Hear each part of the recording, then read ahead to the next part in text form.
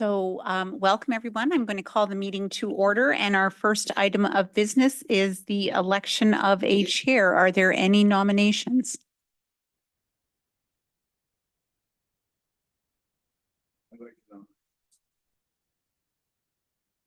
And is there a seconder for that?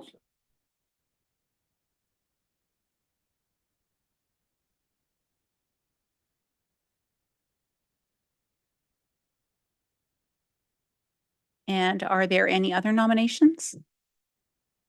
So seeing none, can I just get a mover and a seconder to close nominations? Councillor Greenwood Spears, Councillor Smith. And all in favor? And Councillor Smith, do you accept the nomination of chair? So moving on to vice chair. Are there any nominations for vice chair? Yeah, I could have, yeah. And is there a seconder for that? Councillor Greenwood Spears. And are there any other nominations? So seeing none, can I just get a mover and a seconder to close nominations? Councillor Smith, Warden Lichty, and all those in favor? And Councillor Fowler, do you accept the nomination of vice chair? Okay. So Councillor Smith, I will turn the meeting over to you.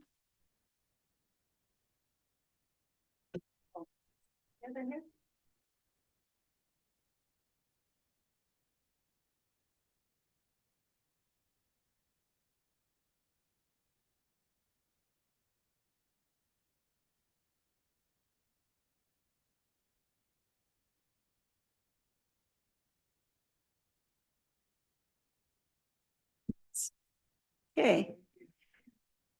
We begin this gathering by acknowledging and celebrating these traditional lands as a gathering place of the First Peoples and their ancestors who are entrusted to care for Mother Earth since time immemorial. We do so respecting both the land and the Indigenous people who continue to walk with us through this world. Today, the county is committed to working with Indigenous peoples and all residents to pursue a united path of reconciliation. We're going to get started on our work. Is there any disclosure, pecuniary interest, or general nature thereof of any item on today's agenda?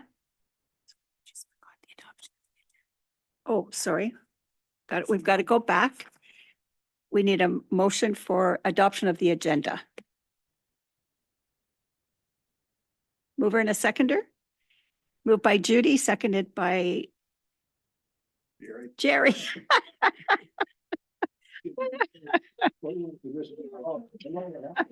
Any discussion? All those in favor? Carried. Okay, now is there any disclosure, pecuniary interest, or general nature thereof? Seeing none. Adoption of the minutes. There aren't any minutes. There will be next time. So our items of business is staff briefing to start. Jeanette.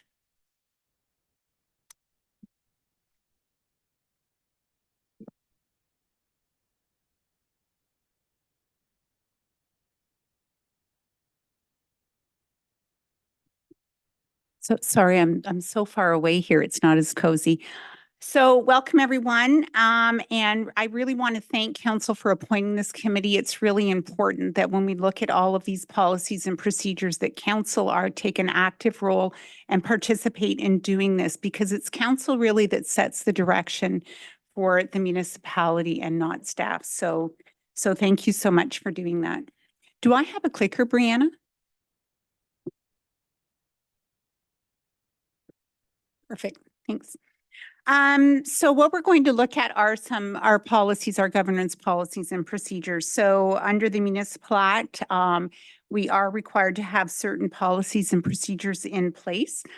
These policies ensure the transparency of the business, and they're specifically found under Section 270 of the Act here. So as you can see here, we have to have a policy on sale and disposition of land, the hiring of employees. And again, there you have a different separate one in terms of hiring, the relationship between employees and council when we hire a councillor's family member. We have to have a policy on our procurement, on the circumstances in which we shall provide notice to the public, the manner in which we are to ensure accountability and transparency, delegation of our powers and duties. Again, a tree canopy one there that we already have, as well as a pregnancy leave policy for members of council. So some of these policies are newer. The tree policy, which was passed by council last summer, is quite new. So we're not actually going to be looking at that. And we're not going to be looking at the pregnancy leave one as well. That was passed in 2009 when we saw the implementation of Bill 68, which was the modernizing municipal legislation. And please feel free, if there's any questions, to ask them as we go. Brianna, are you able to just pop the slide? I did turn it on, but it's not clicking. Okay. So again, so under section 238, in addition to section 270, we are required to have a procedural bylaw. This procedural bylaw covers both council and committees, including this committee here. Under section 238 of the Act, there's little prescription, if none at all. So the procedural bylaw and everything that's in it really is what council wants to see, what works for them. It's really discretionary. The only mandatory few things in there was the definition of a meeting as well as the definition of a committee. So council is able to do that on their own. So for the County of Frontenac, our procedural bylaw was passed in 2022, and that was following a comprehensive review of the bylaw. We actually had a procedural bylaw review committee that carried out that comprehensive review back in 2021, 2022, and the bylaw came into effect during the new term of council. And to date, it has been amended 6 times. I think I had a little bit of a typo in the agenda. It wasn't 26 times, it's just 6. So again, just a couple of other policies related to this committee as well is MFIPA. So as you can see there under section 3.1 of MFIPA, council is the head of the organization unless they have designated somebody to do that. So for the County of Frontenac, that position is designated because it can only be designated to a member of council or a committee. So the warden is designated the head. And then again, under section 49, the head is able to delegate that. So that duty is delegated to the clerk. But under that, there's a number of policies and procedures that we do want to look at as well. I cannot remember the number of the bill, but it's a bill right now that's changing some of our IT policies to ensure, what is the word I'm thinking? Privacy, computer privacy and anti-spam and things like that. But it also amends the Freedom of Information and Protection of Privacy Act, which is the provincial legislation. It doesn't touch MFIPA, but changes to MFIPA we anticipate are coming. There's been a big push to update MFIPA. The fees in it are not correct any longer. They're not applicable. So there is a push to do that. But under the changes that are going to happen to FIPA, we expect are going to come down on MFIPA as well. So some of the policies that we're going to look at is that duty to document. The IPC has said that that municipalities should be documenting every decision that they make. So for council and committee, we really do document that in terms of our minutes, but it also flows down to staff as well, because there's a lot of conversations that happen around the water cooler. There's a lot of one-on-one conversations that happen in offices where decisions are made. So as part of our staff training, we've tried to tell staff when you have those types of conversations, if a decision is made, make sure it's followed up with an email, because we have a duty to document and those records become public. We're also going to look at one in terms of privacy breaches. So under PHIPA, which is the provincial, Health Information Act, we do have to report privacy breaches, but we don't have to report them under MFIPA. So we expect that change is going to come down as well in terms of how we deal with privacy breaches. as well as privacy impact assessments and a personal information bank. So we are required to have a personal information bank under the Act, which is a policy that will be coming to this committee as well. So why are we here and why are we doing this? So this is kind of a little bit of a scare tactic that I use with staff as well. So when I do MFIPA training with staff, I use headlines because headlines hit home a little better than me talking. So just to look at some of the headlines here, the first one there, you can see recommendations ready for Ford government on counselor harassment and conduct. So as some of you may recall, last summer, the Premier had reached out to the Integrity Commissioner of Ontario, and he wanted to find ways in order to strengthen the Integrity Commissioner framework. So in September, the Integrity Commissioner provided the provincial government with a number of recommendations on how we can see those changes.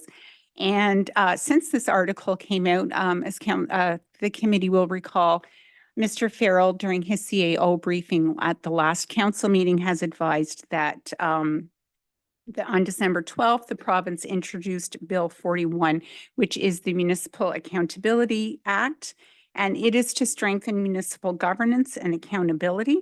So if the bill is passed, some of the things that we're going to see from that is a standardized both municipal code of conduct with mandatory training for members, as well as integrity commissioner investigation processes, including reporting requirements. So currently under the Act, you're only required to have a code of conduct.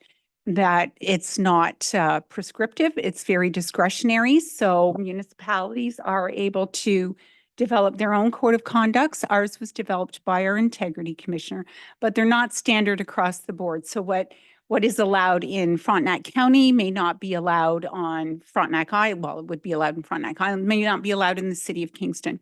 Some could be quite strong and some could be quite weak. So the province now will standardize those across the board, as well as the Integrity Commissioner investigation process. So right now there is no process. The Integrity Commissioners have their own processes in place. So who monitors the Integrity Commissioner when a complaint is made? You know, are they chummy with members of council? We don't know this, so there is going to be a standardized process across the board. The other thing that it will change is it's going to establish a role for the Integrity Commissioner of Ontario in municipal code of conduct and integrity commissioner matters, such as advising on IC appointments, training local commissioners, and conducting inquiries. So again, right now, a municipality puts out, I would think, an RFP or a RFQ for an integrity commissioner. Most of us tend to go with lawyers because they are able to read and interpret legislation, but there's no provisions as to the qualifications. So you could get former, not to pick on you, former CAOs, are they qualified to interpret legislation? You could get former counselors. Are they monitoring now themselves? So now you're going to see that they're going to be advising on the qualifications of an integrity commissioner in terms of their appointment. We haven't seen regulations yet because the bill isn't passed. But again, does an integrity commissioner, if you appoint one, does it have to be approved by the province? The regulations will tell us what's going to happen there. And then as well, they're looking at local training commissioners, including how to conduct inquiries. And then the last one there is that they're going to introduce a mechanism for members of council and certain local boards to be removed and disqualified for 4 years for serious code violations. And again, when we see the regulations or when we see the act come out, that will determine what's defined as a serious violation. Sorry, could you just? Jeanette, is there any rough timeline as to when we're going to see these changes? I haven't checked it yet. I believe it's in second reading and it has gone to a standing committee. Thank you. So I suspect it will go quickly. Councillor Greenwood Spears. Okay, just out of curiosity, because I know our integrity commissioner is also linked to the firm that is the solicitor for the county and other communities. The integrity commissioner that we have. Okay, I can't. The integrity commissioner that we use right now is also in the firm that the county uses. So in the legislation, would that be identified as a potential conflict that could occur and that there could be an inherent bias? And maybe we'll be looking for an integrity commissioner that is separate and apart from our own solicitor in that regard. Again, I don't know. We really are not going to know anything until we actually see. The legislation typically tends to be high level and broad, and the real detail is in the regulations that follow the legislation. So until we see those, we're not really going to know what the intent will be there. But I think we can say at this point, there is no issue with our integrity commissioner being in the same law firm that we use for other county reasons. Otherwise, we wouldn't have been able to do it. Exactly. That's the point of this new piece of legislation, that because there hasn't been a standardized approach, and that's, I was just wondering, and if it's later regulations, I just haven't looked at that particular piece of legislation, so I'm sure it's posted for comments at this Right. point in time. So I can say that when we went through the RFP and interview process, when we were interviewing for the integrity commissioner, we did raise that specific question in terms of there were two candidates who have actually, one was our solicitor and one has done work for us as well. And that question was posed and they were to give great detail into how they do investigations if necessary, how they separate the two. And it was advised that if it came to a point where it couldn't be separated, that they would refer it to somebody else. But that question was asked when we did go through the interview process. So the next article there, in 2023, the Integrity Commissioner of Ontario launched a transparency challenge. This was launched to all municipalities, and it really just goes to show that even the Integrity Commissioner is advising the public that municipalities need to be transparent.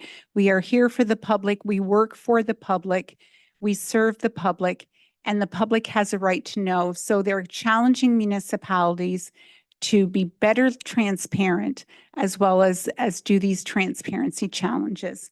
And then the third one there, a little closer to home, where it states that mirrored in controversy, township councils fire another integrity commissioner. So this happened in Rideau Lakes, where a member of the public and an integrity council made public an integrity report finding that a councillor had sexually harassed a staff member. The majority of council voted against the report and opted not to dock the councillor pay, saying that the allegations were not true. So again, it's how do you police yourselves? I know with our integrity commissioner and with our integrity commissioner bylaw, the responsibility is taken away from, and council opted to do this, the responsibility is taken away from council. So if the integrity commissioner lays a fine, then you don't have a choice. You do it. It's not council that votes whether or not to enforce that. But again, that left a very divided council. Jeanette, Jerry has a question. So, and then the last one there, secrecy conflicts in Collingwood deals point to the Ontario Integrity Commissioner rules. So this is, of course, the Collingwood inquiry. And I'm just going to ask a very quick question. Is anybody familiar with the Collingwood inquiry?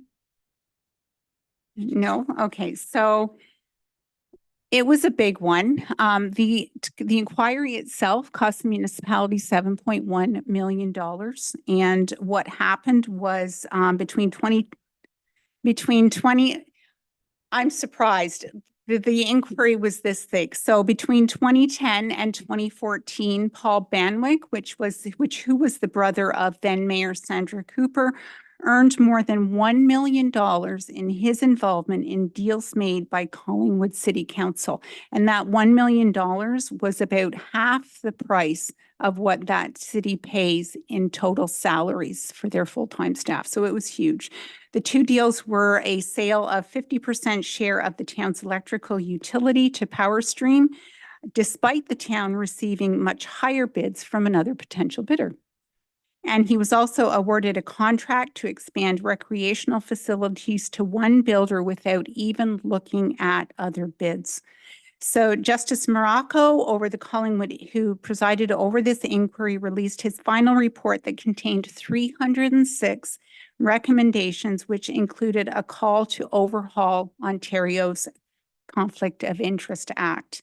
So Justice Morocco said elected officials should be barred from participating and voting on many matters in which extended family members, such as siblings, are involved. So right now, under the Conflict of Interest Act, in terms of pecuniary interest, you only have to declare if it's yours, your spouse's, your child's, or your parents'.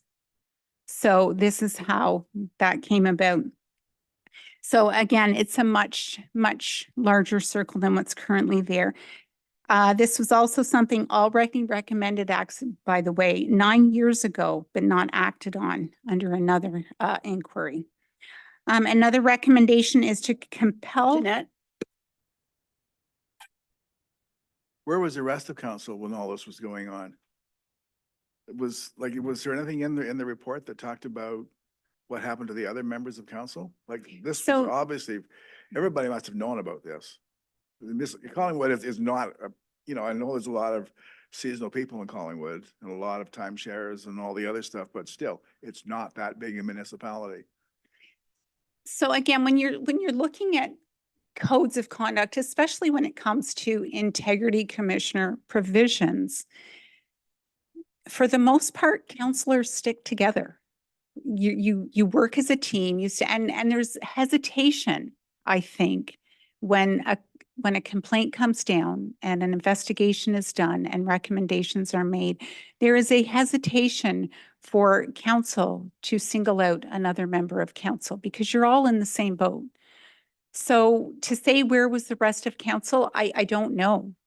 I don't know. The mayor did not declare a pecuniary interest. She didn't have to, technically. He was her brother. He's not a spouse. He's not a child. He's not a parent. So technically she didn't have to. It's where is the moral obligation here? So this is where we're seeing now that you're seeing these codes of conduct being reviewed.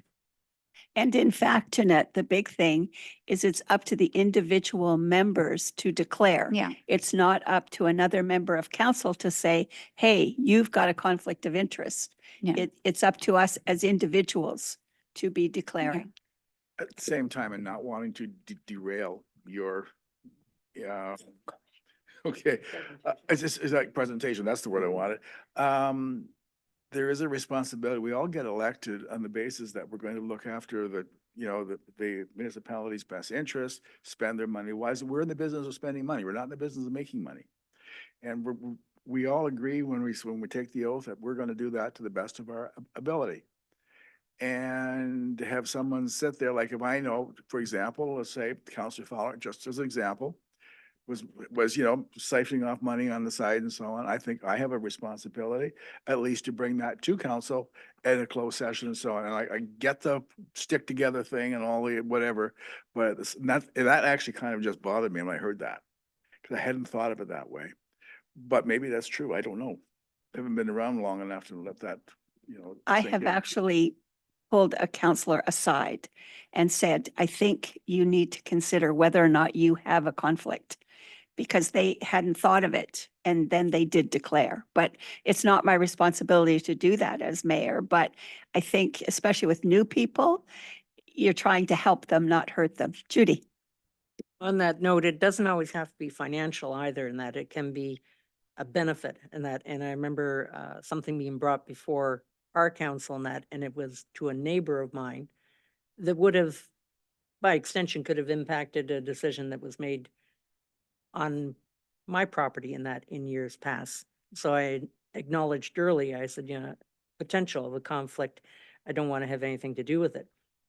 That said, council then turned around and said, well, you have the best history of the information.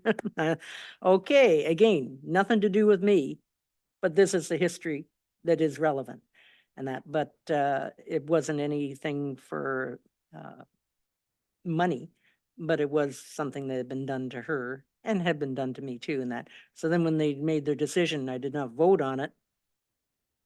They turned around after and they said, well, are you going to take advantage of it? I said, no, I didn't bring it before council.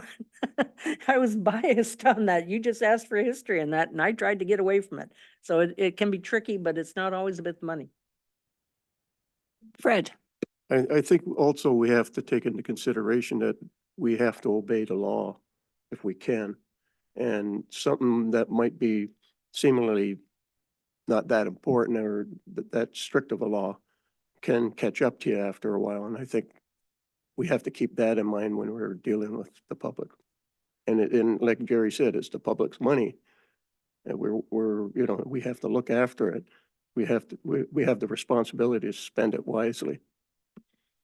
I was told one time by a solicitor that if the thought has come to your head that you might have a conflict for the amount that we get paid for this job, you're best to declare and step away. So I think that's the best advice anybody could give. We're not in this to become the president of any big organization, and they don't pay us a lot of money to get sued. So if you think you're in conflict, you probably are. Jerry. And it's like Jeanette said, it's not just about money. It's about, look at the council in Pickering right now. They're so one individual is derailing the whole council.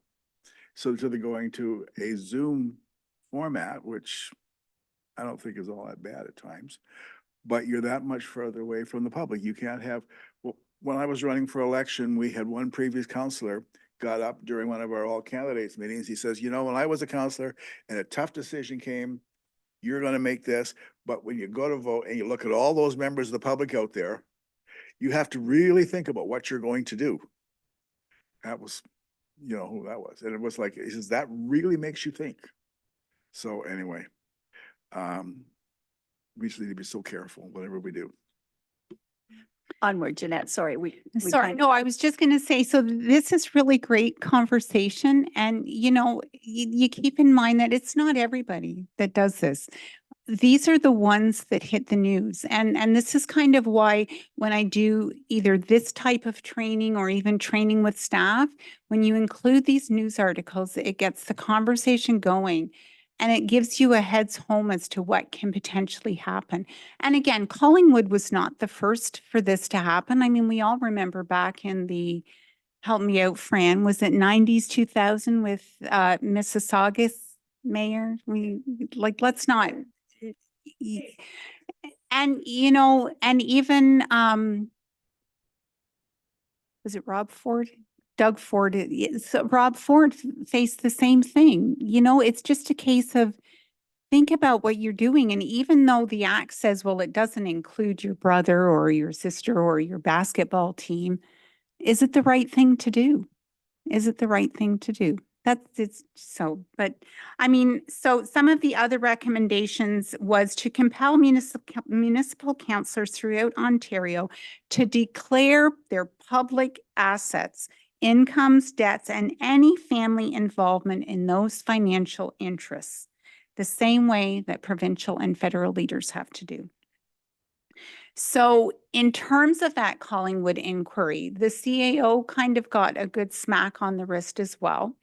And so in terms of that, on a side note, when this all came down, the county actually amended the mandate of the CAO Performance Appraisal Review Committee. So it now requires the CAO to include in a section, he has to avoid any real or perceived conflict of interest, pecuniary interest, or personal gain for the CAO, their family or associates, an annual disclosure memo to be presented to the panel on any external activities that he or she is currently engaged among. So, and among other, so we're not looking at, so our former I've got mine CAO. drafted and ready to go. No, but and our former CAO, Kelly Pender, was the one that asked that go in there because he had, you know, his private consulting firm. He worked for the college. He did teaching opportunities and he had family members that did that too. So he was quite adamant and very proactive that as a CAO, I want you to know this is what I'm doing so that nothing comes as a surprise. And my second job is being a full-time dad, so.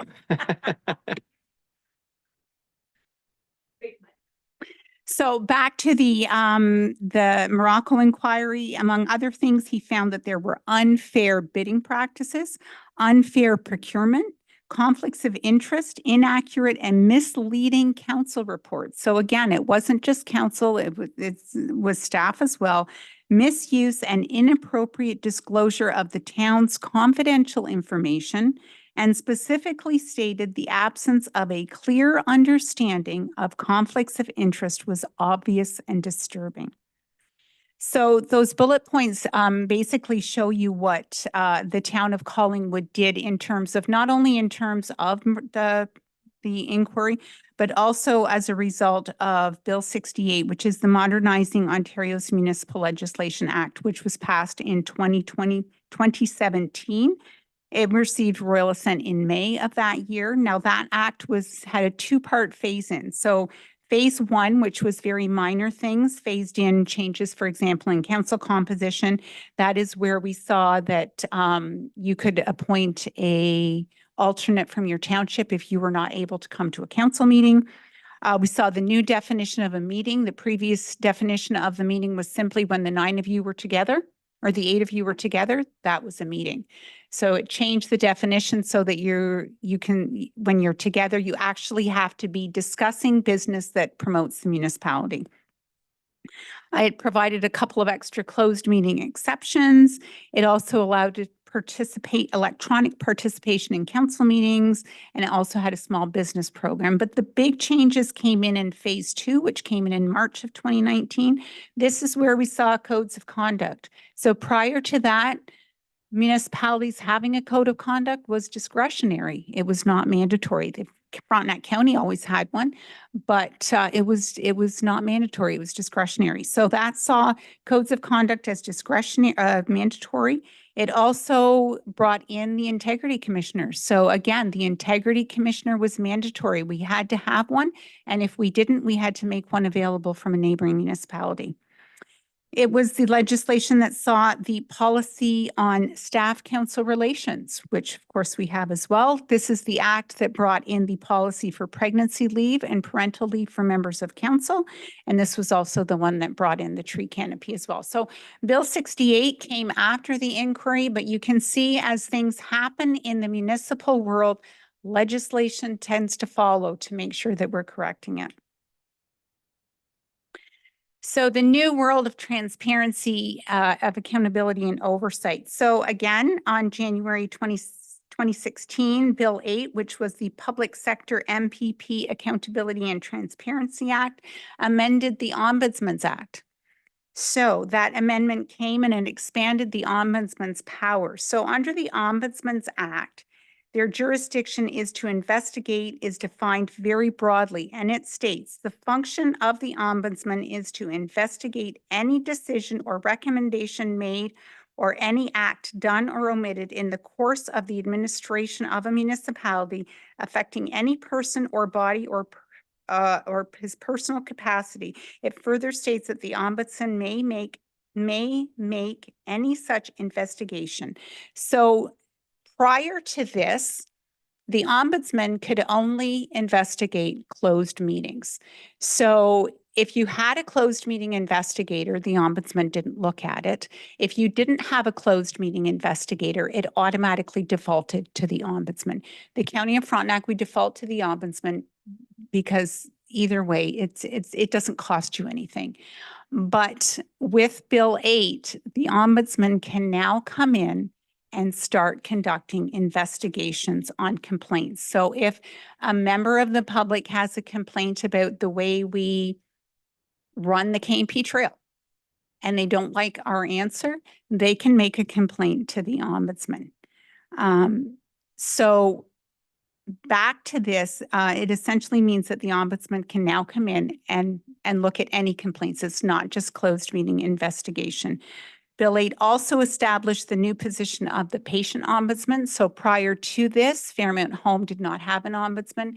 We now have a patient ombudsman, and Fairmount Home is aware of that, and they are ensured that they have their policies and procedures in place. Jeanette, Fred has a question. Oh, sorry. Yeah, the ombudsman, they have only the power to make recommendations. They can't enforce any of their decisions. That's correct. That's correct. Those recommendations come to council and council does have to make the report public, but it's up to council what they do about it. And that's the same thing with the closed meeting investigation as well. It's even the same with the integrity commissioner. If you don't delegate that authority to the integrity commissioner, that they're going to do their investigation, they're going to make recommendations, but it's ultimately council who polices themselves. Judy? Councilor Greenwood Peters? In the readings today, and that at one point I noticed there had been a reference to $100 filing fee to be paid for starting an investigation. I assume it must have been part of an old policy at some point, because an ombudsman investigation should not cost a resident $100 or a council member if they bring it forward $100 to file, right? I'd have to get back to you on that. I know that we passed in our code of conduct. So the ombudsman doesn't charge. The ombudsman is free of charge. This is we separate the ombudsman from the integrity commissioner. Whether or not but to file a fee with the ombudsman, that would be under their own act. Warden Lichty? So just for clarity, if there is a integrity commissioner issue and the integrity commissioner issues a report, that report goes to council, probably in a closed session, but then there's the rise in the report afterwards. Does that report have to be released to the public? So if I look at our procedures correctly, the integrity commissioner reports go in open session. We've had 3 so far, and they've all gone in open session. But A closed meeting investigation report goes into closed session first. but the decision on how the council deals with the recommendation of the report is in open council. Yes, so how you deal with recommendations is an open, but if we're talking integrity commissioner, like, are you talking about reports against code of conduct against counselors? Yes. Yeah, so that is done in open session. And with our bylaw for our integrity commissioner, it's actually delegated to the integrity commissioner to lay fines or offenses. So that's a choice that this council made. Not all councils are like that. So for example, the one that we saw back there in Milton, is it Milton? They don't have that provision. So when the integrity commissioner brought forward their report, they can say, no, we're not going to do that. If the integrity commissioner recommended that that person they have their salary removed for X number of days, they said no. Here, we have delegated that to the integrity commissioner. So if somebody's found in fault and the integrity commissioner says they should be docked salary for X number of days or months, there's a maximum, then that's the way it is. It's taken it out of council, which is really the correct thing to do, because it's, again, very difficult, as we've seen in the news articles, to police each other. I agree.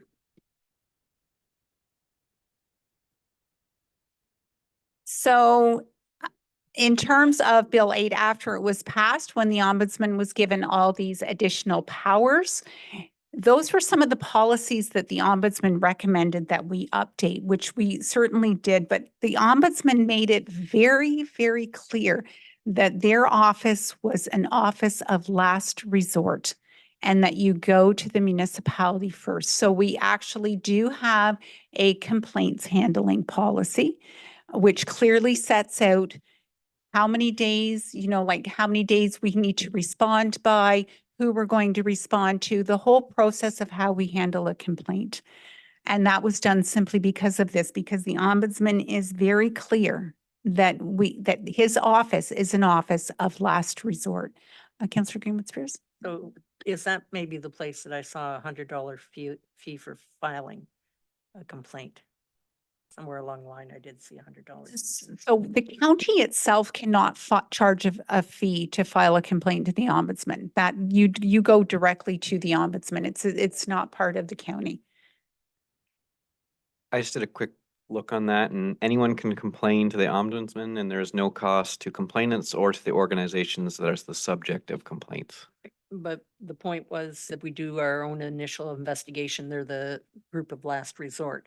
And I thought at our level and that I saw something of $100 fine, which I assume is to minimize frivolous complaints and that, but I just saw it somewhere.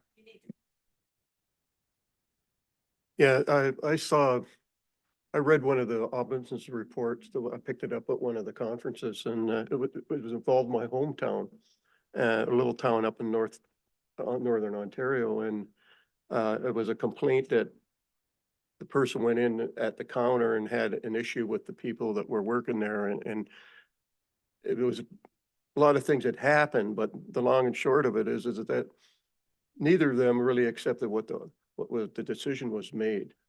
You know, none of them would accept what had happened by Robinson. So that can happen too.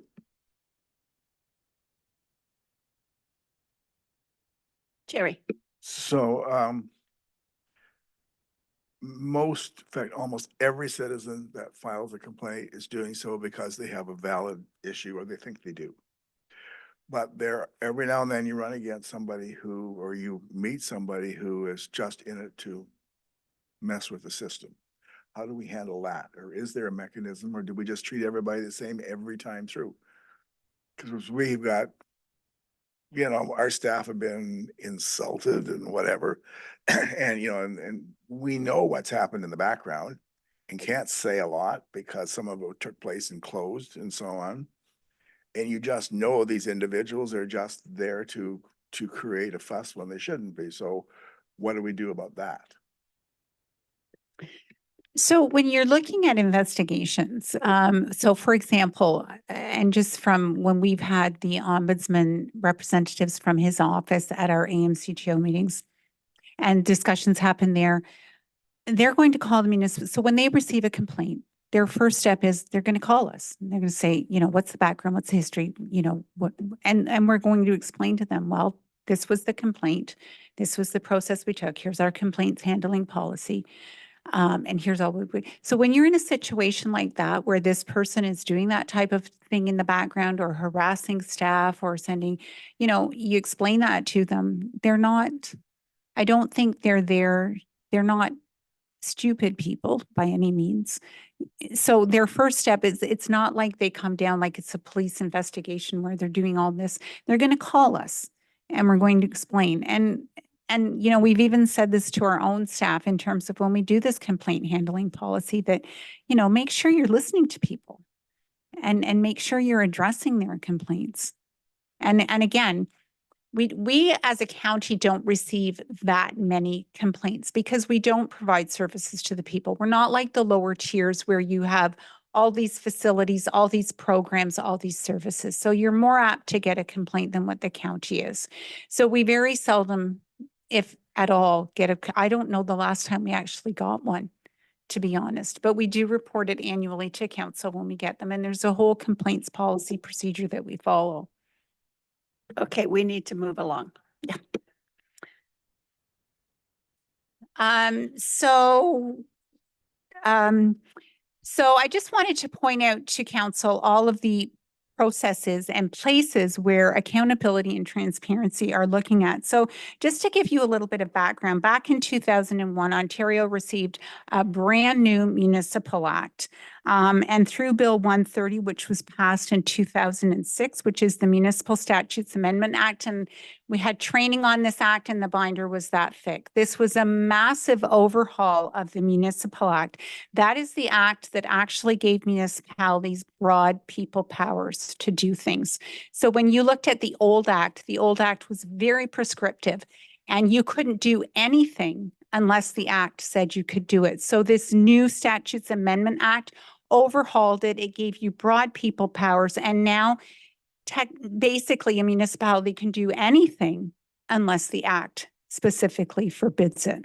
So it really shows that the province has now seen that municipal governments are a legitimate level of government that are there for the people. But with that comes the responsibility to be accountable and transparent. So this is just, I just wanted to show everyone how many places in the municipal act where accountability and transparency pops up. So section 2, it tells you the purpose of municipalities are created by the province to be responsible and accountable governments. In section 11, you have broad authority now to pass bylaws respecting accountability and transparency. In section 23 there, you have the authority to delegate powers, the accountability of the delegate, and the transparency of the delegate's actions and decisions. So again, the county has a delegation of authority bylaw. There's a number of delegations in there. You do receive a report every year. Your report will be coming forward in February. We received one last February, and it clearly sets out who has been delegated the authority to do what and how we acted on it that year. So for example, the Director of Planning and Economic Development has delegated authority for final plans of subdivision. So he reports every year to council how that was used. Or I have delegated authority to oversee MFIPA. So I report to you how that is done, everything that we've done with MFIPA. So again, we report that to you every year. And then again, section 224, it is the role of council to ensure accountability and transparency of the operations of the municipality, including activities of the senior management of the municipality. And again, as a reiteration, section 270, adoption of policies, we have to have a policy, the manner in which the municipality will ensure that it is accountable to the public for its actions, and the manner in which the municipality will try to ensure that its actions are transparent to the public. So I just wanted to throw those out there of where you can actually. Jerry? One comment. So when you become a new counselor, you're inundated at the lower tier, you're inundated at the upper tier with all this new stuff.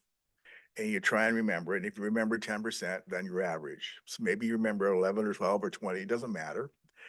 But my suggestion is maybe after 6 or 8 or 12 months, especially on this, there should be an hour or two's refresher course that all counselors should go to or must go to.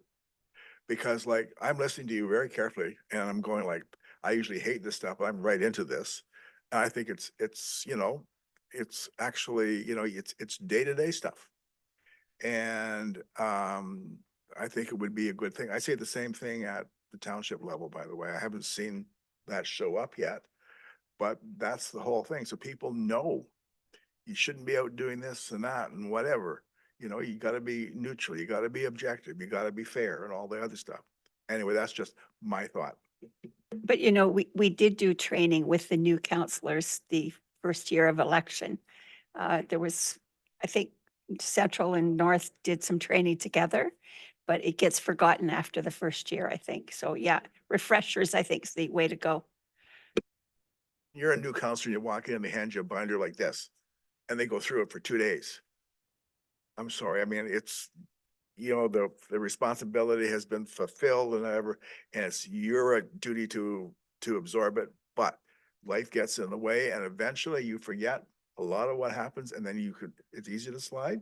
So why not, That's why we have to depend on staff and be able to ask questions and get guidance, because they're the ones that live it day to day. We're part-timers.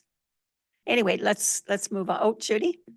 I think it's a good idea to have yearly training refreshing, and that because as the year goes by, we'll have firsthand experiences to also get that information back, and that so that we can only improve and improve over the course of time for things that we may not have felt comfortable with or didn't have a full understanding of. So I think like CPR, just do it every year. It doesn't have to be 2 days. It might be 1 day after the initial first introduction, but I think it's very valuable to have training for this.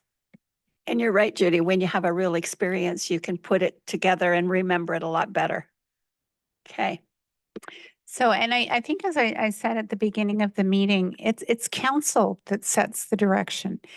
It's council that sets the direction. So this is why we wanted to look at these policies, and rather than staff you know, I mean, we can sit in our own offices and I can draft up these policies. I can research the legislation, know what needs to be in them, put the policies in place.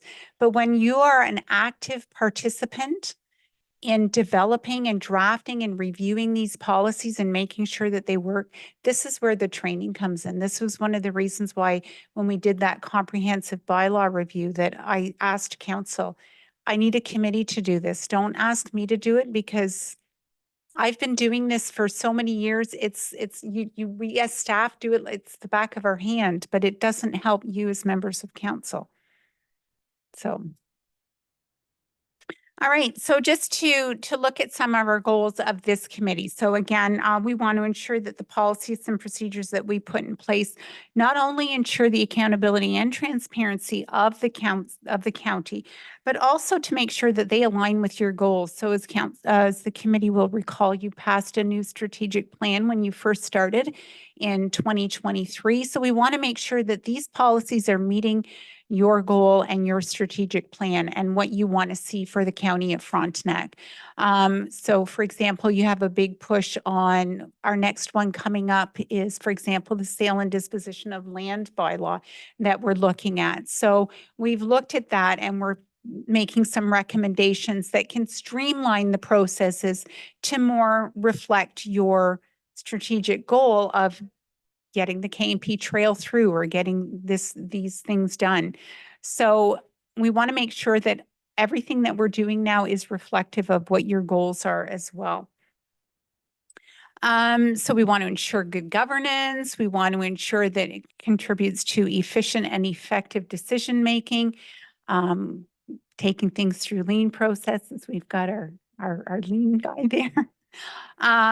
And again, we want to make sure that the governance structure related to processes are focused and aligned with your priorities. And then we want to build on council's existing governance structure and provide for the associated bylaws, policies, and procedures required for council and committees of council. So again, you'll see a number of bylaws coming through, but those bylaws could also have policies that are related to them or procedures that go with them as well.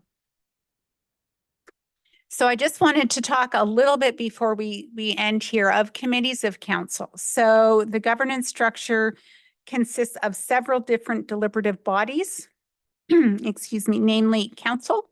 You have standing committees, you have advisory committees, and you have arm's length agencies, boards, and commissions such as public health or the library board. It also includes the regulatory tools to govern those bodies, such as our procedural bylaw.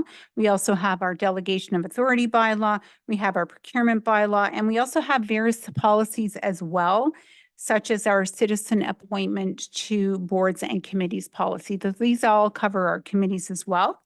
And then as municipalities are the level of government that is closest to the residents, the governance structure is designated to enable formal, direct community input into decision-making through measures such as our citizen advisory committees, public delegations, or communications to council or committee.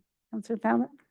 Yeah, I was just wondering, is this committee going to have people from the public invited to be part of our business?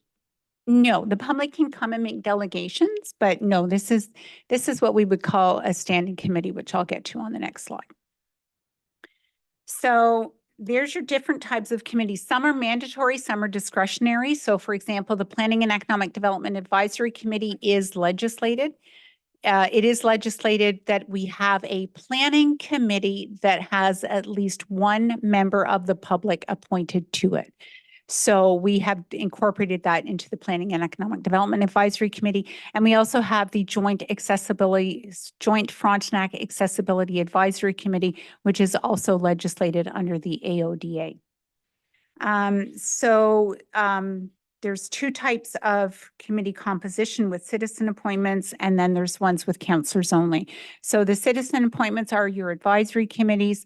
The council appointment are what we call standing committees or ad hoc committees. So there's a couple of different types of committees. You have an ad hoc committee, which is a committee that is put together for a specific thing. So and then once it's finished its mandate, then the committee sort of disappears. And an example of that would have been the Administrative Building Design Task Force. So they were put together in an ad hoc committee to oversee the design of the new building. It's done. That committee can be disbanded now and removed from the bylaw.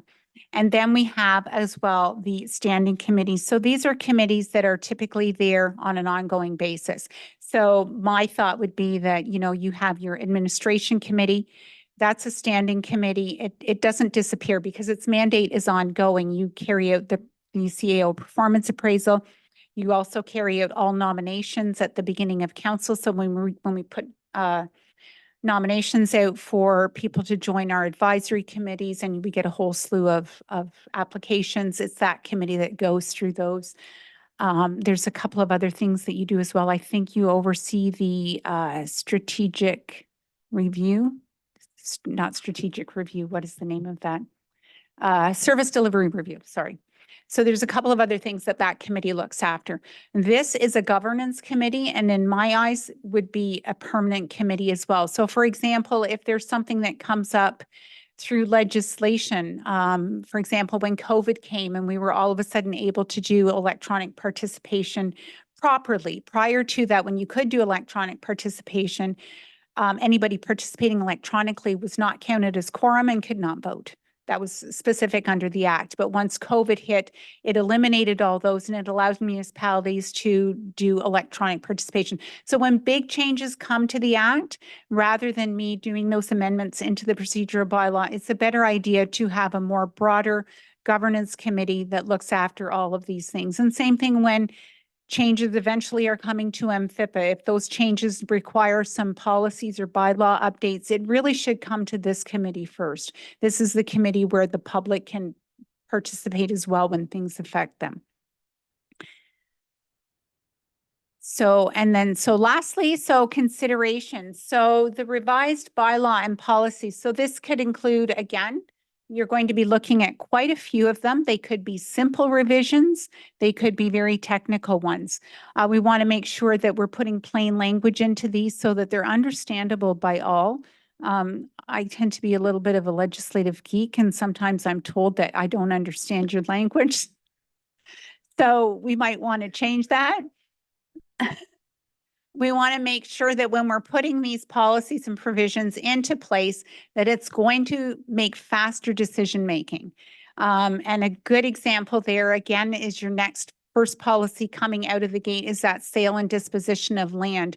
Right now, even just to get an easement over the K&P Trail is probably at least a 3-month process. It takes two council meetings for first and second reading and then third reading, and it takes a month of work getting this up and ready to go. So how can we facilitate a faster decision-making process? And we've made some recommendations in that policy to get it through quicker. We want to reflect findings and recommendations by the Ontario Ombudsman. So again, as those legislative geeks, we tend to go onto the Ombudsman's website every now and then to see what are other municipalities doing? What have they gotten into trouble for? Do we need to fix something here? So those are some of the things that we're going to reflect on as well through this committee. And then again, your big one there is to support accountability and transparency. So again, our next steps, we're going to be doing the policy and bylaws reviews. We're going to be doing those comprehensive reviews, and we're going to, what I wanted from this committee was what type of public consultation do we want to do? So you're going to see a number of policies and procedures that are going to come through. Again, that first one, and it's on the agenda today. We may not get fully through it, but we wanted to just get the ball rolling on that because it is so old. But what type of public consultation do you want to see when we're going through these policies? Do we want to look at our Engage Frontenac site? That's a question to, like, how much public consultation do you want on here? Do we want public consultation on, for example, I wouldn't want to say the code of conduct because I highly suspect that you're going to have a formal standardized code of conduct that's going to come out of Bill 241 anyway. So to look at that might be not the best use of time because it's going to end up changing. But what are some of the policies that we're looking at that we maybe want greater public consultation or feedback on? And then again, once we pass everything here, and they'll go one at a time. So once you pass one, we can get it straight to council. We don't have to get everything passed at once. But eventually they do go to council for final approval. And that is the end of my talking. Is there any more questions before we? I We think we go kind of into asked this. the questions as we went through, which is good. Any other questions at this point? Jerry? We take a 5-minute break? Sure, let's take a 5-minute bathroom break. Okay.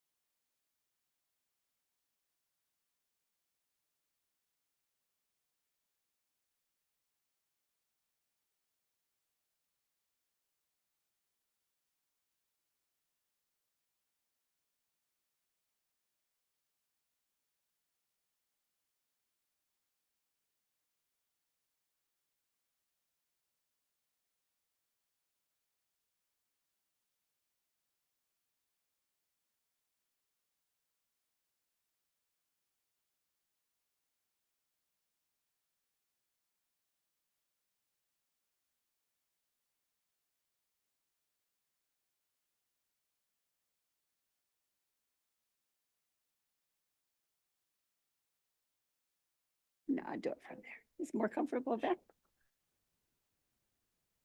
Do we need Jeanette to go back to the podium or is she comfortable? Oh, okay. It's called throwing him under the bus. I had nothing to do with it, Richard. I'm sure it's the first time.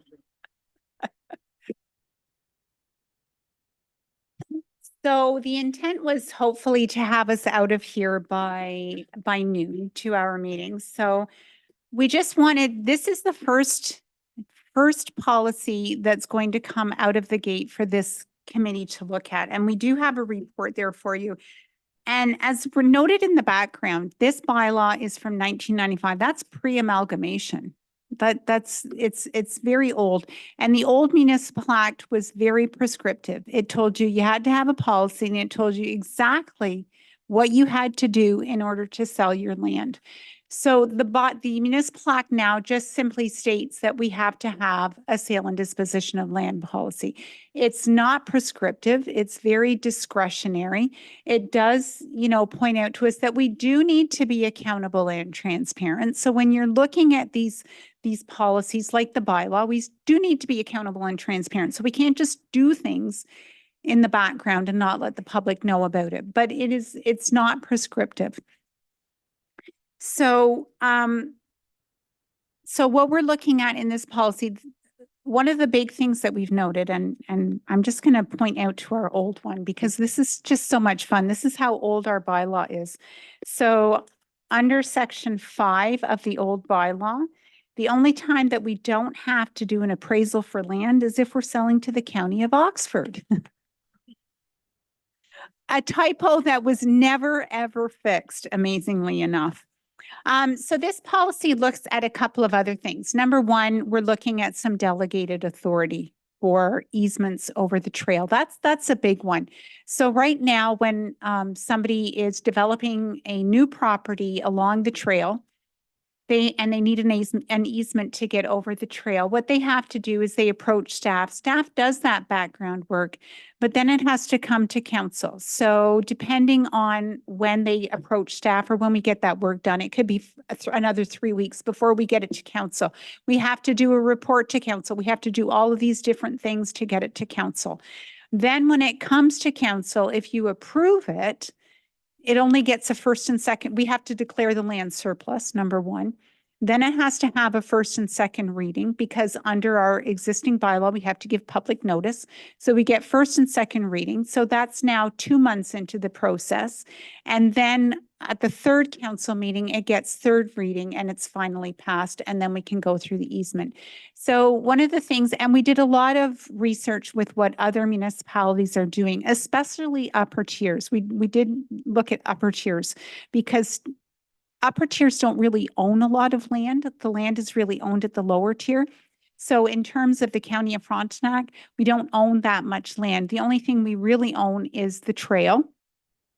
And then we own pockets of land. So for example, we own the land heading that way. I don't know how far, maybe Alex or Kevin know. We own the land going that way, but I don't know how far. We have a number of paramedic bases in the city of Kingston. For example, Palace Road, we own that land where the paramedic base is. If we ever want to move that paramedic base because the 10-year paramedic plan shows that that's not an ideal location anymore, then maybe we want to sell that land. But for the most part, the majority of our land is along that KMP trail and it's those easements. So we wanted to recognize that one way to expedite the process for that is to delegate it to staff. So we did check a number of other counties. I think County of Peterborough was the one that we really more so reflected. And we reflected how they delegate easements to staff. So that was one of the things. So in this policy or in this bylaw, you're going to see a lot of things where it's just simply delegated to staff. And again, when anything is delegated to staff, it goes into that delegation of authority bylaw and it's reported to council every year.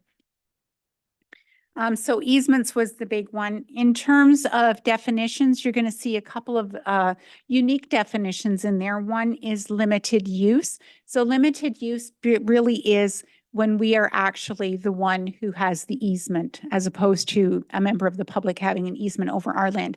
So I learned from Richard that we have a number of places along the trail, correct me if I'm wrong, Richard, where we don't actually own it. We have an easement over it. So that is what would be defined as a limited use.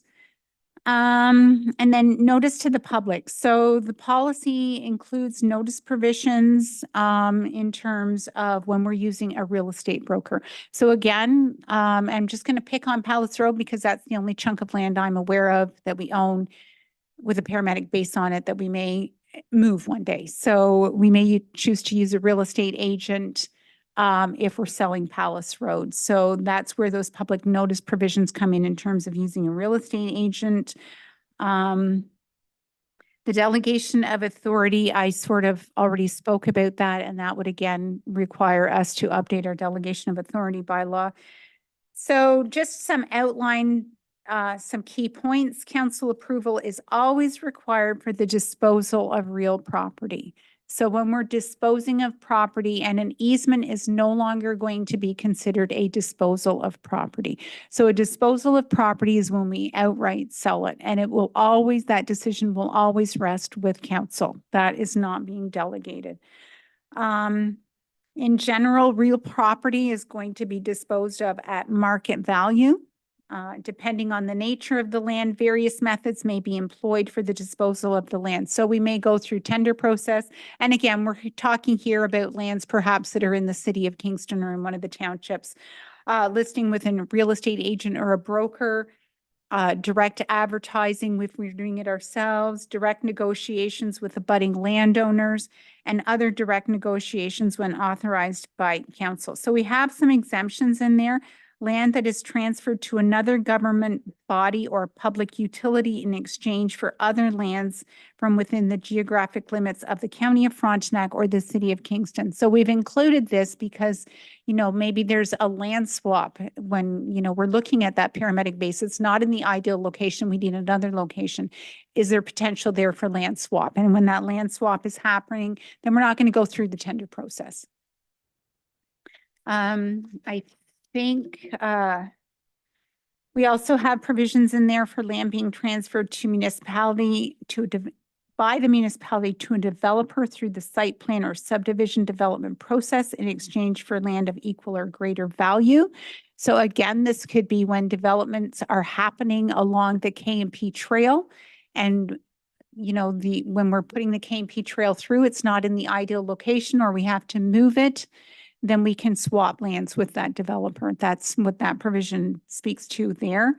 Land being expropriated from the municipality by another governmental body pursuant to this Expropriations Act. So if, for example, the city of Kingston wants to come and expropriate a chunk of land, well, that's not, it's a disposition of land, but it's not, we're not going to advertise that. So those were some of the key things that we have put in this new bylaw. Richard, is there anything that you wanted to add? I just know a lot of it has to do with the trail, so that's why Richard's heavily involved with this. Thank you, and through you, Madam Chair, we're just we'll be bringing forward an updated policy about how we deal with encroachments, easements, and providing people with letters of permission or license of occupations across our land. When it comes to easements, most of the easements that we deal with aren't actually, some of them are new properties, but many of them are existing private lanes that cross the trail, but they don't actually have the legal right to. And so they're actually formalizing something in preparation of future sale in order to ensure that they have access, or future property owners have access. So the laneways that we're providing easements for, or private lanes that we're providing these easements for, tend to have existed for some period of time. So if you were to go request an easement over your neighbor's property, it would be a delegated authority, and most of the townships at this stage, for a right of way, like to get to some other part of your property or something like that. So this would be making it a little bit more aligned and straightforward, but looking to maintain some sort of public process. And the policy will identify those periods of time where if there's an outlier where something doesn't fit the standard conditions, then what's the process of that? Does that go to a committee before it's approved because it's not a standard easement situation, or does it and so that we make sure that anything that's out of the ordinary still gets chance to be reviewed by a committee or council in some way, shape, or form. So that policy will be forthcoming to support the changes to the bylaw. Judy? I have a few questions, but two quick ones at the start. It's one thing about the KMP trail. What about the waterfront trail? And that, what is the level of involvement of the county with that? Is there any level of involvement since Frontenac Islands doesn't have really KMP trail? So the waterfront trail is organized by a not-for-profit organization called the Great Lakes Waterfront Regeneration Trust.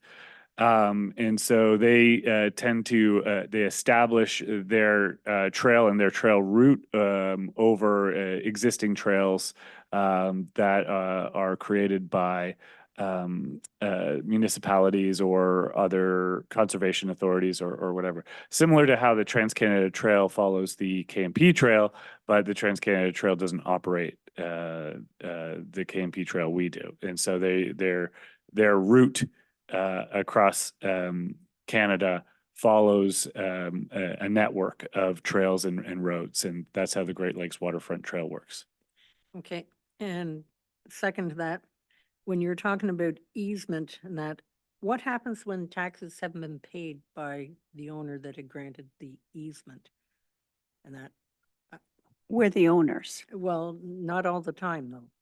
Yeah, in the case of the policies that we're looking at, this is us granting an easement over. In the case where we have an easement over someone's property and they haven't paid the taxes, that doesn't become an issue for us unless because our easements are deeded, so we have a deeded right regardless of who owns it, whether it's the bank or the owner or the township that's taken it over. We still have that deeded access across. Okay, and is this the appropriate time to ask a few questions about the actual document? Yeah, I just want to go back just before that. The document that you're talking about working on, letter of occupation and all those other things, should those not go into this bylaw as well? So through you, Madam Chair, that is, we also attached, what we have here is a land use policy. So that lays out, for example, a certificate of permission. There's a couple of things in there. There's a license of occupation, encroachment agreements, right of ways, and sale. So we already have that policy in place. And as Mr. Allen noted, those policies will be updated. So for example, we're recommending that staff be granted delegated authority to grant easements over the trail. But there's going to be a policy on how that is done. It's not just going to be, we're arbitrarily going to say, yeah, you can, you can't, you can, you can't. And it will always be, correct me if I'm wrong, Richard, we're always going to find if there's a better solution to take it, rather than like going over the trail would be a last resort. If there's alternate options, then those would be investigated first, but that will all be laid out in the policy. So the bylaw speaks of that schedule as being a part of this document? Yeah, so kind of like the municipal act or any other legislation, the details in the regulations. Yes. So you'll be seeing policies and procedures coming down as well. Okay. Yes. Okay, Fred, and then Jerry? Yeah, what about insurance liability when somebody's on the trail? If it's an easement or not, who's ultimately responsible for anything like that? Just briefly, that's a policy consideration, but they're required to carry insurance, and anytime we ask them to show us that they have that insurance, the property owners can show it to us, are required to show it to us. So a property that has an easement across the trail is required to carry insurance as part of the agreement to grant the easement. Jerry, and then back to Judy. Thank you. Fran, way I will look at this policy and others is if I read it and I understand it, we're good to go. If I don't, then I have questions, and I'm always looking for the questions. And in this particular case, like I'm looking at the definitions, and we include appraisal, we include corporation, council, whatever. There may be a few definitions we want to add as we work through the policy, like what's a third party? What is that? That's not here. I mean, we all know what that is, but some lawyer might someday pick that up, and we're sitting there going, well, we think it's this. And they're going, it doesn't say that. And that's exactly what they will do. So, I mean, there's, it's just minor stuff to us, but better just put an extra half a page on this to get it right and go overboard, like err on the side of having too much information than not having enough. So it can work against you both ways, by the way. So anyway, just my thoughts.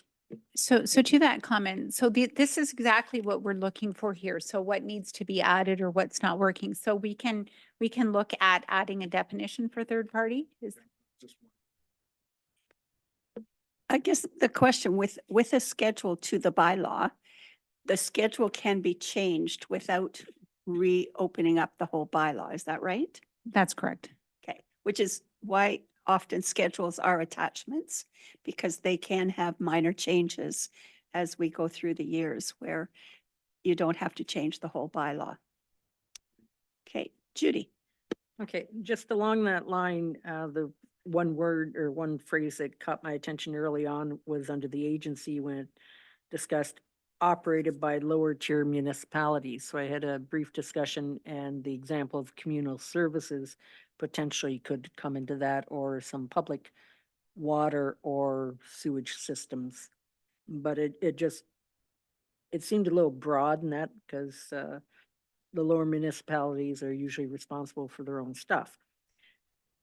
That being said, an area that I was more concerned about is under 3.2, and that is the notice to the public, because there's an and/or in line 3, the sale and/or the country's website for notification. Do it in a local paper on at least one occasion prior to the sale and/or.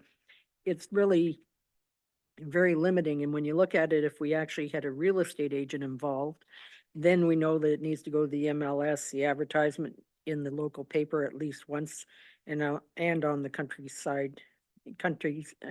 website, and place a sale sign on the lands. I really think that in the interest of transparency, we shouldn't have the and/or, and it should be more expansive, because I can't think of too many people that routinely check Frontenac Engage website, and having a sign on the property, and that would be far superior, as well as in the local paper, not the day of the meeting or anything, to being specific that it's at least a week ahead of time, and that to make sure that the public knows that this is what we're looking at. If we have newspapers down the road, they're few and far between right now. The local newspaper, it doesn't say it has to be a hard print, but for example, Frontenac News is not circulated on Wolf Island or Howe Island, and that is just, it's not part of the distribution area. Kingston is, but it's limited to the media of social media, and the Whig Standard is at least an effort because it is distributed. So I'm just saying that it's too limiting, and you might just do or the website. The website is grossly insufficient for giving public notice for almost anything, because it's not one of those things that gets viewed all the time.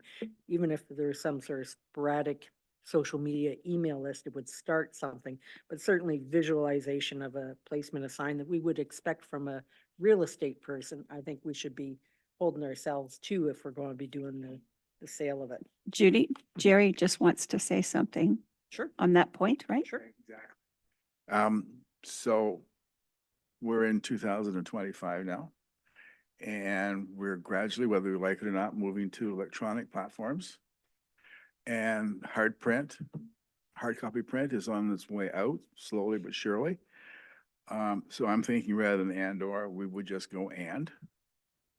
Because if we even have one or two constituents and all they do is follow like Engage Frontenac, then they're going to pick it up. If we don't put it there because we've used and or, and we published it in the local newspaper, which covers this area, but doesn't cover this area, you know, we've covered both sides. And if we're putting it on our own website, that cost is like minimal, if anything. So that's just my suggestion as one. Okay, Jeanette. So if I could just speak to that, it will always go on the county's website. So it's newspaper and the county's website, or newspaper or the county's website. So the and or, it will always go on the website, but the or allows us to not have to go the route of a newspaper if it's not necessary. Because newspaper print is very costly. So if it's a major thing, then naturally, yes, we're going to want as much distribution as possible and to get the word out there. But there could be times when it's something very minor and we're just going to put it on the county's website. An example of that would be when we're giving public notice for the sale. When we're doing easements now, they get first and second reading of the bylaw, then we publish it on our website. We don't put it in the newspaper because it's such a minor thing. We're not actually disposing of the land. We're just granting an easement. So it's always going to go on the website. Leaving the and or allows us to not have to put it in a newspaper if it doesn't need to be there, because newsprint is extremely costly. So it's providing you the flexibility to make the decision based on the situation. And again, we don't have a lot of land except trails at this point, and maybe down the road stations, as you say. So the and or allows that flexibility to be used. Judy? This wouldn't include, for example, tax sales or anything of that nature because, okay, because I still find posting only then on the website is really what you're advocating for, and that instead of the and I find that that would not be sufficient to let the public know. I look at it from a transparency perspective.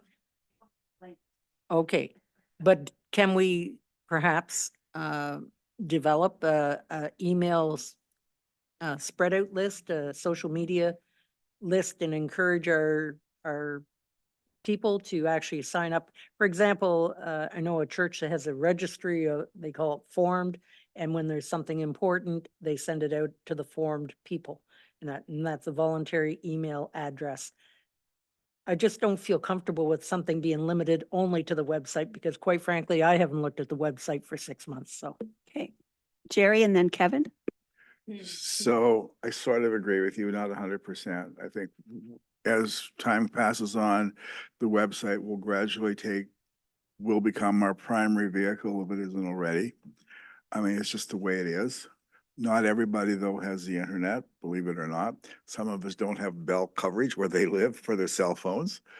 But yeah, I think we have to take into account where we are today. And I agree with the flexibility, but who makes that decision when we do something? Who makes the decision to say, we're only going to go on the website because it really is it's an inconsequential issue we're talking about here? You know, do we need to define that, or are we good with this?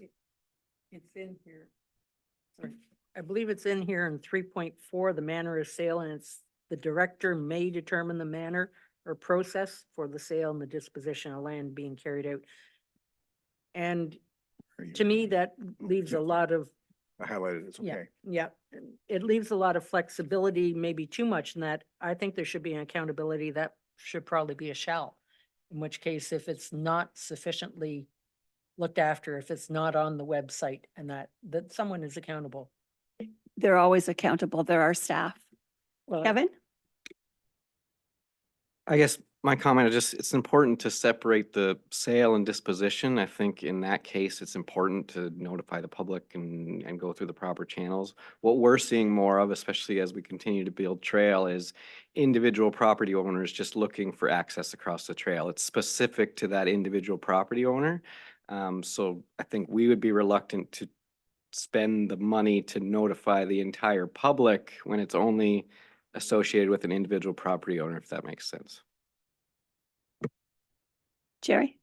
So in relation to that, as far as the purchase of the land for the trail or the right of ways, easement, we want to call it, we're just about done. We have an agreement with MVCA to go from 509 north.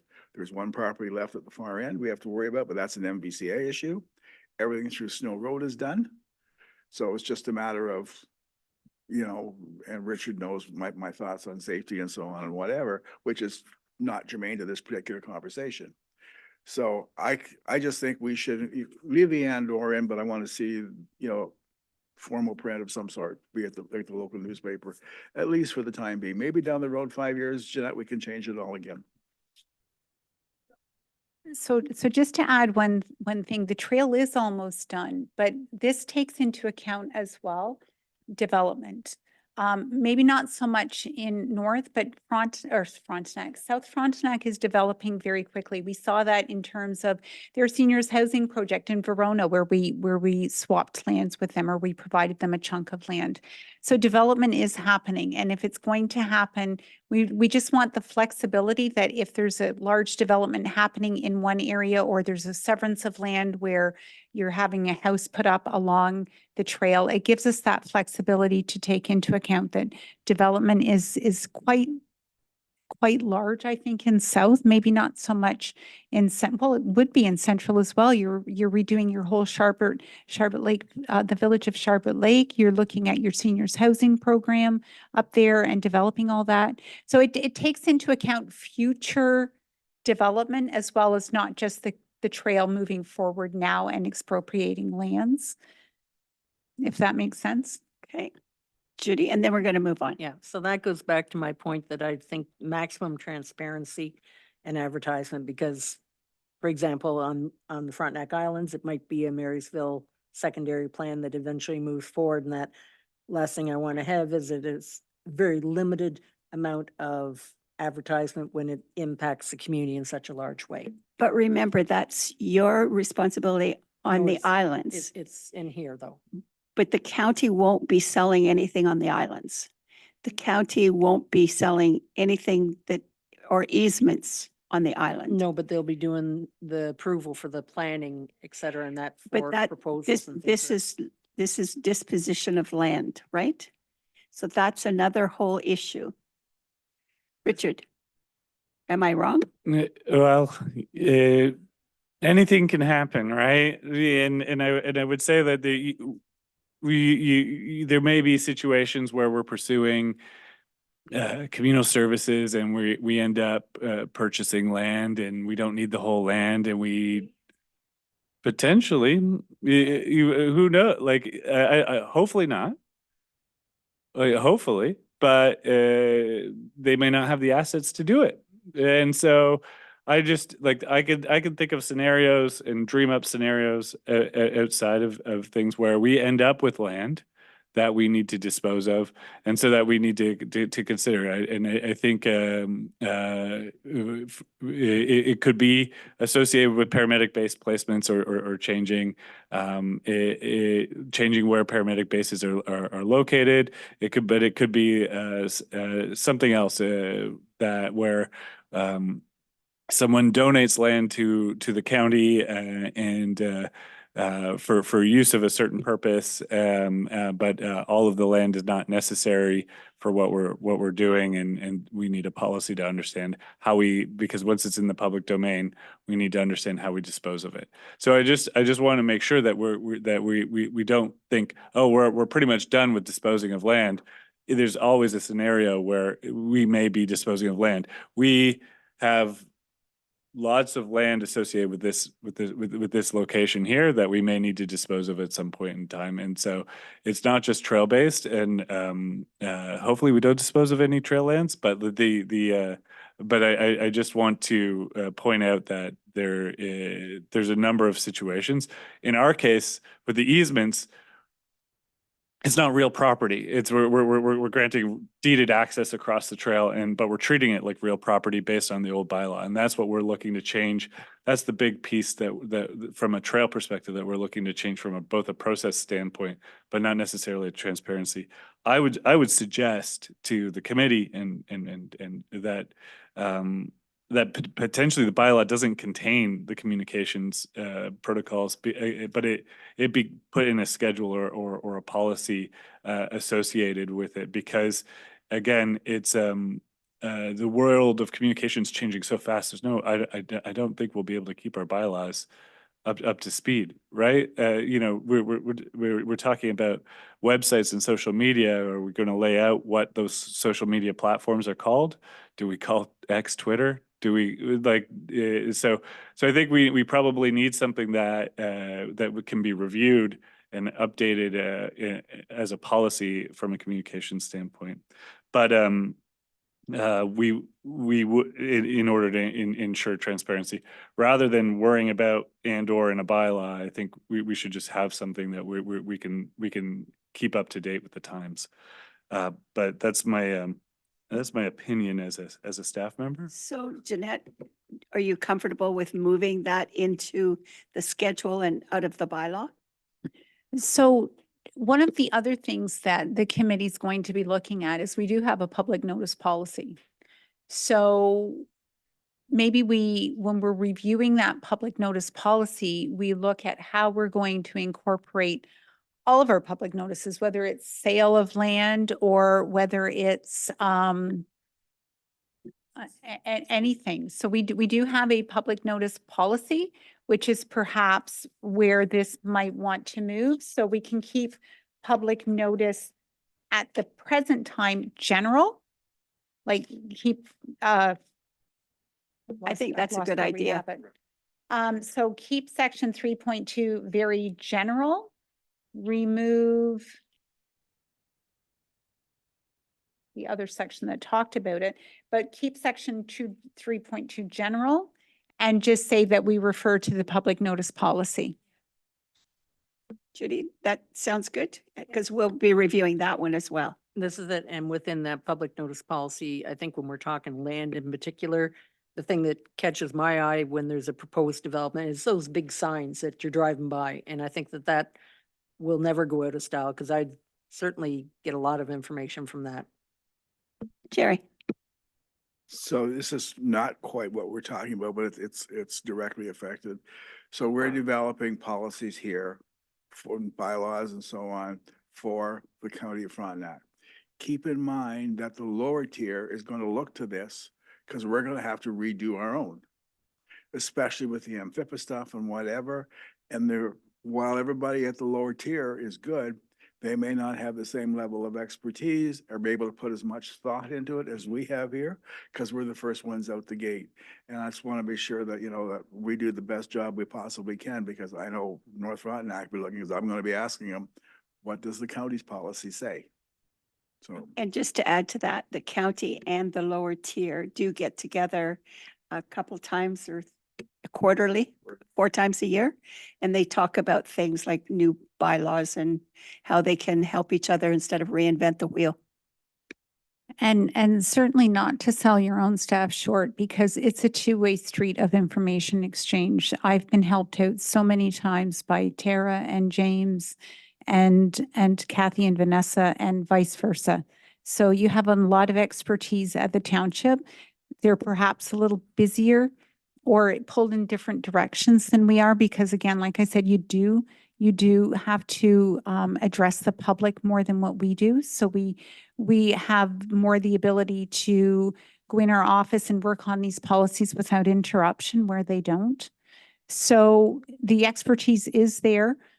So please don't downsell your staff, because they're fantastic people, and we meet 4 times a year. Never put down our staff. They're excellent. I keep telling them that. Okay, we've got about 20 minutes till 12, so let's keep going and figure out where we're going to end here. Fred? Really quick though, I think that we have to notify the public what we're doing And in this particular bylaw, I think they should have access to that. Would that go through the public policy document that we're talking? So are you talking about notifying the public of these changes that we're making? And so I talked about this a little earlier. Do we want to put up, because we can put it up very quickly with Matt's assistance. We can put up a project on our Engage Frontenac site. We can ask the townships to flow it out to theirs as well, because again, more people tend to go to the township site than they do to ours. We put it on our website, and I can put them up there. We can have a governance review project on the site. First one out of the gate is the sale and disposition of land. Here's the proposed policy. What are your thoughts? What are your feedbacks? What are your suggestions? Or we just want to make sure and ensure that the suggestions that we do get from the public, that the public recognizes that, you know, again, upper tier doesn't really have a lot of land. Easements are not really a disposition of land. Easements are not just something that we hand out blindly. You know, somebody needs access across the trail. So I think we should try this as our first project that this committee is dealing with, and let's see what kind of response we might get. There are people who I'm sure would love to go through this with a fine-tooth comb, and there are those who won't care about looking at this at all. And often we have the same number of people that make comments, but that's fine. At least somebody's making comments. So let's do that. Let's put it up on our websites, send it to the municipalities, and we'll put it up there. See what we get. and again, the important one here is that your old policy, the municipal act told you exactly how to do it. Now it's your discretion. So you do want to get it right, and you do want to let the public know what you're doing. I think Kevin had a. Okay, Kevin. Just a comment. So I think part of the driver behind this is as we build trail, I'll focus on the trail, but as we build trail, we're getting more and more of these easement requests, right? And when they come through the existing process, it takes all those steps that Jeanette described, and it can be frustrating for our residents. So if we can iron this out and sort this out, it actually creates a better process for people to get their easements quicker and get on with their life kind of thing. So. And let's ask for comments to be back prior to our next meeting so that we can discuss those and then be able to move this forward to council. Yeah. Judy? I'd suggest 14-day consultation period, and that way it gives enough time, because we're usually a month in between meetings, for the staff to integrate any of the changes. It may take a few days to get it out to all the municipalities and get it up on the websites. What do you think, Jeanette? I think we could likely have it up by the end of the week. Matt's extremely great at putting these projects up there. I think we could likely get it up by the end of the week, and that will give you basically almost 3.5, close to 4 weeks before our next meeting. But it would be ideal, the 3 weeks consultation, because we do have to send a report and prepare a report and get the agenda out the week before. So, but for sure we can meet that 2-week period. So our next meeting is February the 4th. So if we had cut off even the 29th of January, would give a week.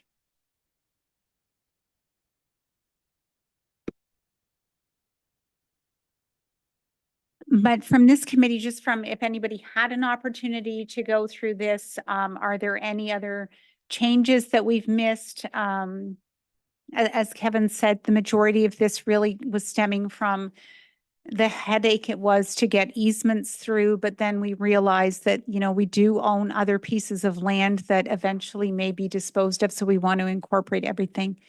Councillor Green, what's yours? Judy? I was just a little confused on license of occupation, and in the third column over, it had well installation. And this is supposed to be for, in any case, not more than 21 years. Well, I don't know, if a well's installed, I think it's going to probably be permanent. And I was just a little confused on that one. So that's on page 2 on the first group. I'm really not too sure what that would include, unless it's I'm on, temporary. Land use policy, page 2, first set of under license of occupation. I believe that's the length of the term of the contract, but so even if the well is still there, you would just have to renew the contract over the course of that period of time. So you might have a well installed for monitoring effluent or something from a nearby site that, so it's your land, but there may be a waste site nearby or something like that that you're required to that the municipality might be required to put that in place. So you might choose to use this to just make sure that you have a contract period where you're coming back and checking in with the people who have that license of occupation. So that was an example. It might not be what you would use in that case. And when we go through this policy review, we'll take that into account. Okay, and the other piece just above it is fence encroachment. And I can see during a construction period that you might have a temporary fence, but it might end up being a gauge wire fence and that the people actually plan on keeping it there. So it just caught my attention, those little things as being under 21 years. And I thought, bet you they might be a little longer. Okay. Jerry? I agree with Judy. And like, I know you're talking about a monitoring well and so on, sure. You're talking about a water well, and let's say we're talking, you know, have one well that services 5 or 10 homes. All of a sudden, the original landowner at 21 years can now hold that whole development hostage. I don't know if there's an answer to this, or is there an agreement that's signed that the county agrees to that says this is a 99-year lease and we have the right to operate that well and so on and have access to it and whatever. We can take that into account when we review the policy. The policy is over 10 years old, so we can take that into account and look at other best practices as we bring forward the updated policy. So this will come back to us again. Okay. But I should note the land use policy was not part of the sale and disposition of land, so it may That's not what come I was back gonna at the say. next meeting, but Well- it will be one of the ones looked at. Okay, so we will look at it, but it's not part of this. Okay. All right. Anything else on the bylaw? Jerry? So thank you. We talk about, for land swaps or land sales, we talk about getting an appraisal.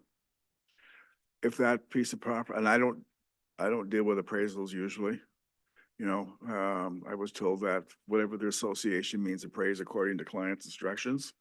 So let's say the appraisal is $1 million. Should we be getting that kind of money? Should we be getting a second appraisal? Should this be set up to say at least one appraisal or a minimum of one appraisal? And then staff, like if it is that million plus, then maybe we need a second appraisal and see where the two of them fall down. Or fall out. Often what happens is we get one and the other person will get one. So you do Right. have two Okay, to compare. okay. Is that not the case? I have yet to have another person come to me with their own appraisal yet. They just argue with us about ours. If you're selling big parcels of land, that's the way it works in the municipality.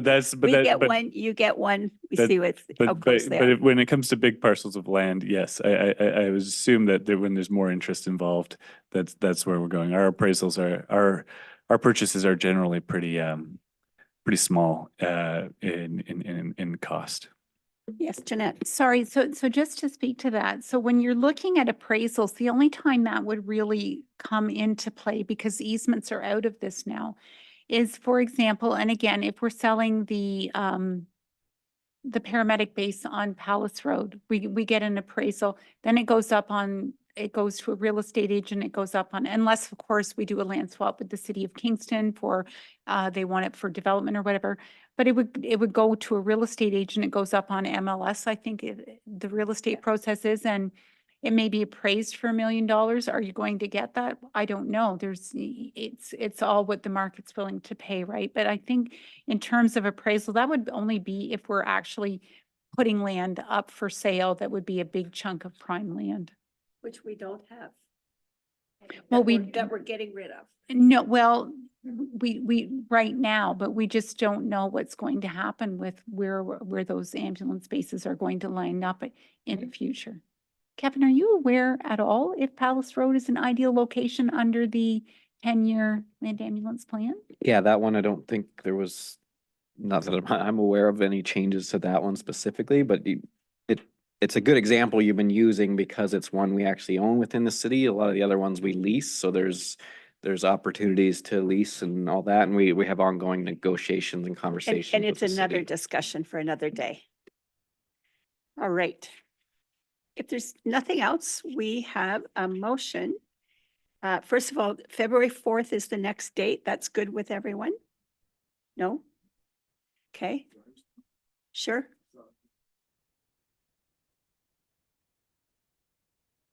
Your microphone? Sorry. I can do February 3rd, 5th. And we have an FMC meeting on the 6th. FMSC meeting on the 6th. We're I- here, most of us are here anyway, or half of us are here. The 6th, yes, 9:30 till 12. Maybe we could do it. We also have potential CEO interviews thing, so that day might be. I would try and stay within that day. What, the 6th or the The 4th? 5th is good for me. 5th works? So the fourth doesn't work? No, No. the 5th, does that work for you, Fred? Works for Judy, and so we're changing it to the 5th. So 10 to 12. Yes. Or 9:30, 9:30. depends on the weather. So I just like to and again, this whole committee is talking about accountability and transparency to the public. So the more standardized your meetings are and the more consistent they are, the better the public. So that's why we had kind of set them on when we were looking, does the first Tuesday of the month work for everyone? But if we keep changing, I do like to try and keep it consistent. So if we pick a time, it should be that moving forward. We'll try not to change the date, but we will keep the time as 10. And if we go late, we are going to expect something to put in our bellies before we drive home. Just, the Tuesdays are always better for me. Tuesdays are fine most of the time, I think, Jerry? Yeah, most of the time. The one thing is that these schedules fill up so quickly for us. I know everybody here is busy, but we set schedules, our itinerary to certain dates. And now I know that we want to meet the first Tuesday of the month. We can look at it and say, okay, that's the way it's going to be.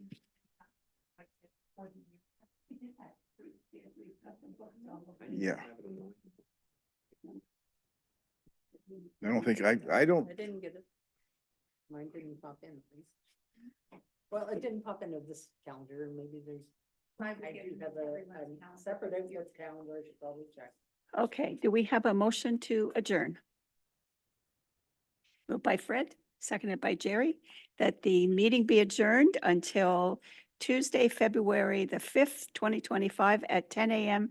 at the County Administration Building. Sorry, Wednesday. I February. changed the date and not the day. Wednesday, so they're all going to be Wednesdays then. yes. They're all Tuesdays, except February is Wednesday. Okay. Before we adjourn, I just want to thank Jeanette for all the work she's put into this and great presentation. There's a lot to it and a lot of information to absorb, and she's done a great job presenting it. And we're off to the races now and we got the ball rolling. So thank There you, you go. Jeanette. I'll have to admit,